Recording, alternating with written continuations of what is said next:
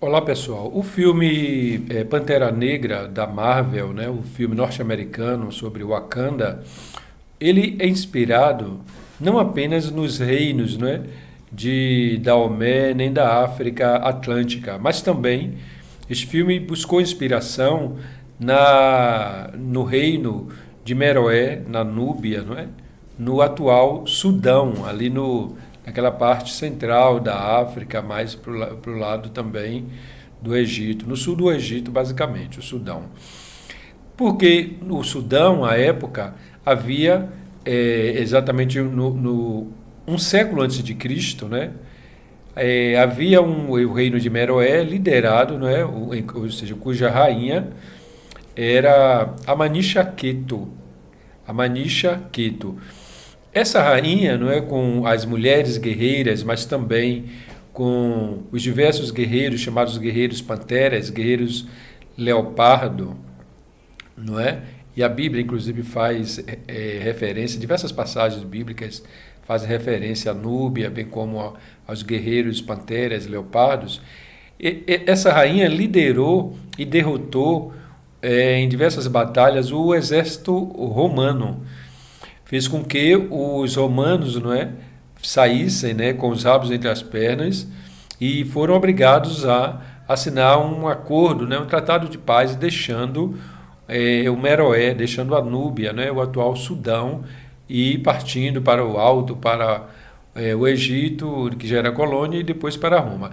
E olha que esse exército romano, o Império Romano, à época, era o grande, era o maior império. Eles escravizaram, não é?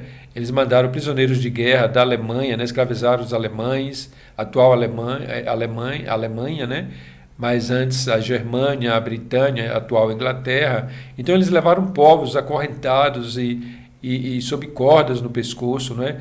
De Portugal, da Espanha, da Inglaterra, da Alemanha, da França, a Gália, também do norte do Egito, levaram para Roma a fim de escravizá-los lá.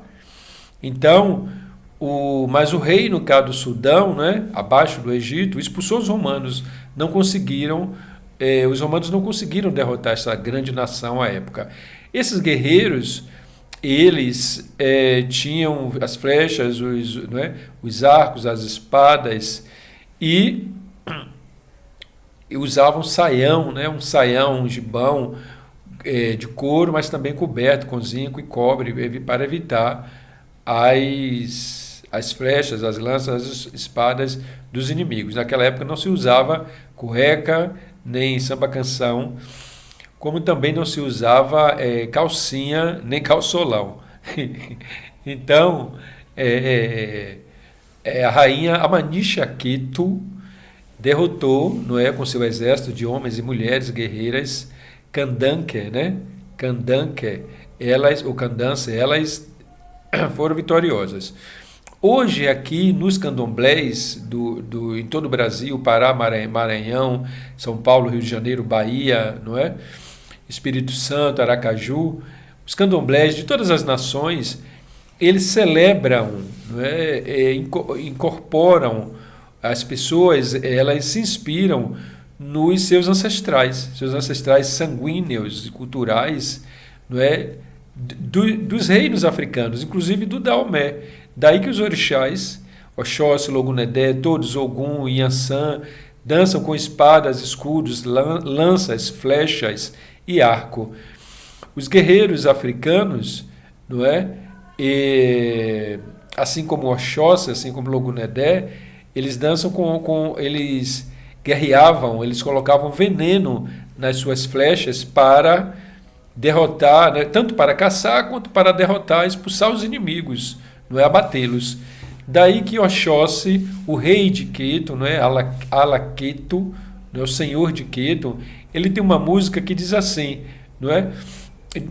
É uma música em Yorubá que diz assim: Nio, nio, beru, beru, beru. Nio, nio, beru, beru, beru, beru, beru, beru. Essa tradução ela diz que ele, o guerreiro, né, esse arqueiro, ele tem veneno, não é, na flecha para caçar, para bater a caça e também para expulsar e derrotar os inimigos.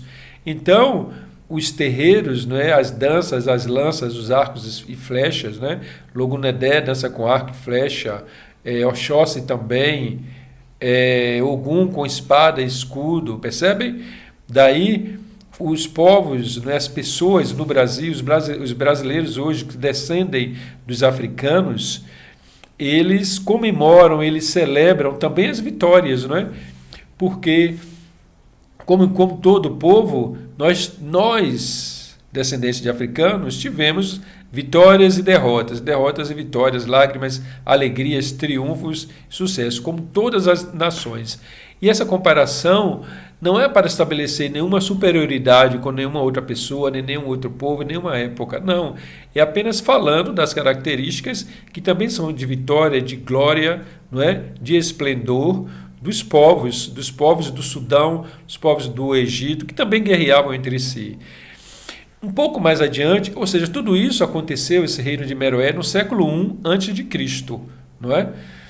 Essa expulsão dos romanos ali do Sudão, o atual Sudão. Mas tudo isso aconteceu, não é? Esses povos ali do Sudão, do Egito também, lá de cima de Israel, da Eritreia, da Etiópia, com as guerras, as diversas guerras internas e externas, migraram em suas diásporas para o litoral, não é? Para o litoral africano, no Atlântico, que hoje são chamados aqueles países de Gana, de Nigéria, de Camarões, de Costa do Marfim, não é? De Senegal, ok? Daomé, percebem? Então, houve essa migração. E já nos séculos XVI, XVII, XVIII, XIX, com esses povos, eles foram obrigados a trabalhar forçosamente, não é?